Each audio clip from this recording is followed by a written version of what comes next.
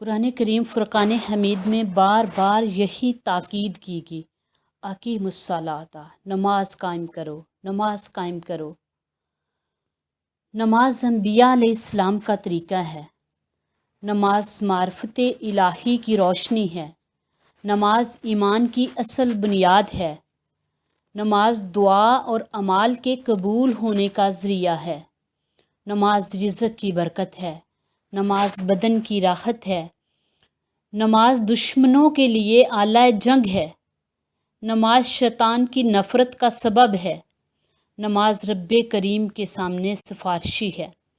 نماز ملک الموت کے سامنے رفیق ہے۔ نماز قبر کا چراغ ہے۔ نماز قبر کا چراغ ہے۔ نماز منکر نکیر کے سوالوں کا جواب ہے۔ نماز زندگی اور موت کی انیس ہے، اور قبر میں قیامت کے دن ساتھ دینے والی۔ جب قیامت برپا ہوگی، یہی نماز نمازی کے لیے سایہ، اس کے سر کا تاج، اس کے جسم کا لباس ہوگی، اور نماز اس کے لیے ایک نور بن جائے گی جو اس کے سامنے سے نظر آئے گا۔ نماز پردہ بن کر جہنم کے درمیان حائل ہو جائے گی۔ نماز اللہ تعالیٰ کے حضور میں اہل ایمان کے لیے مغفرت کی وجہ ہوگی۔ نماز میزان عمل میں نیکیوں والا پلڑا جھکا دے گی۔ نماز پل صراط پر سواری کا کام دے گی۔ نماز بہشت کی کنجی بن جائے گی۔ حضور اکرم صلی اللہ علیہ وآلہ وسلم نے فرمایا، آپ صلی اللہ علیہ وسلم نے صحابہ کرام سے ارشاد فرمایا، تمہاری نماز کی مثال ایسی ہے جیسے تم میں سے کسی کے دروازے پر بہت بڑی نہر جاری ہو، جس میں بے انتہا پانی ہو، اور وہ شخص اس نہر میں ہر روز دن میں 5 مرتبہ نہایا کرے۔ کیا تم کہہ سکتے ہو کہ ایسے شخص کے جسم پر کچھ میل کچال رہ سکتا ہے؟ صحابہ نے عرض کیا، آقا ہرگز نہیں۔ حضرت صلی اللہ علیہ وسلم نے فرمایا، بس یہی 5 وقت کی نماز کی مثال ہے کہ جسم کے تمام گناہ کو دھو ڈالتی ہے۔ حضرت انس رضی اللہ تعالیٰ عنہ فرماتے ہیں کہ نزاع کے عالم میں جب حضرت صلی اللہ علیہ وسلم کی روح مبارک آپ کے سینہ اقدس میں اٹکی تھی تو حضور بار بار یہ ارشاد فرماتے تھے، میں تمہیں نماز کے لیے وصیت کرتا ہوں، میں تمہیں نماز کے لیے وصیت کرتا ہوں، میں تمہیں نماز کے لیے وصیت کرتا ہوں۔ ایک نماز سے لے کر دوسری نماز کا وقت جو ہے، درمیان میں جتنا وقت ہے، دوسری نماز ان گناہوں کا کفارہ ہے۔ ایک دفعہ حضرت سلمان فارسی اور حضرت ابو عثمان سفر پر جا رہے تھے۔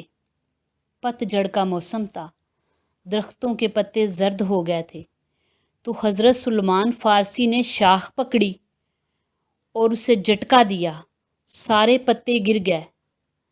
تو حضرت سلمان فارسی نے ابو عثمان سے کہا، اے ابو عثمان، تو نے مجھ سے پوچھا نہیں میں نے ایسا کیوں کیا؟ تو حضرت ابو عثمان نے کہا، آپ بتا دیجئے کہ آپ نے ایسا کیوں کیا؟ تو آپ نے کہا کہ ایک دفعہ میں حضور اکرم کے ساتھ ایسے ہی جا رہا تھا، راستے میں ایک درخت آیا، حضور نے شاخ پکڑی، شاخ کو جنبش دی، ہلایا تو اس کے سارے پتے گر گئے۔ حضور نے مجھے دیکھا اور کہا، اے سلمان، تو نے مجھے دیکھا اور پوچھا نہیں میں نے ایسا کیوں کیا؟ میں نے کہا، یا رسول اللہ، آپ خود ہی ارشاد فرما دیجئے آپ نے ایسا کیوں کیا؟ تو آپ صلی اللہ علیہ وسلم نے فرمایا، جس طرح میں نے شاخ کو جنبش دی، کوئی پتا نہ رہا، سارے گر گئے۔ جب بندہ نمازی نماز کے لیے کھڑا ہو جاتا ہے تو اللہ تعالیٰ اس کے سارے گناہ ایسے معاف کرتا ہے جیسے اس ٹہنی سے سارے پتے جڑ گئے، تو اللہ تعالیٰ اس بندے کے سارے گناہ جو ہے اس طرح جڑ جاتے ہیں، اللہ معاف فرما دیتا ہے۔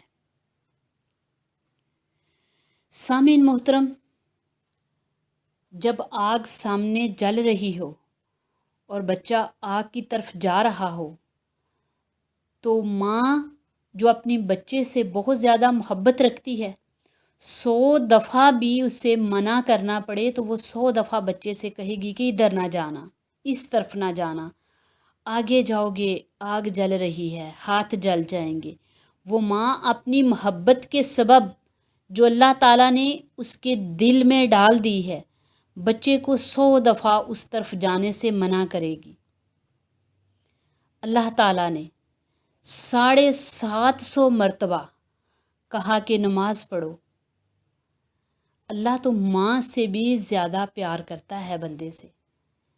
نماز پڑھو یعنی اس رستے کی طرف آؤ گے، نماز کی طرف آؤ گے تو دوزخ کی آگ سے تمہیں نجات مل جائے گی۔ اللہ تعالی ہمیں پنجگانہ نمازی بنائے، آمین یا رب العالمین۔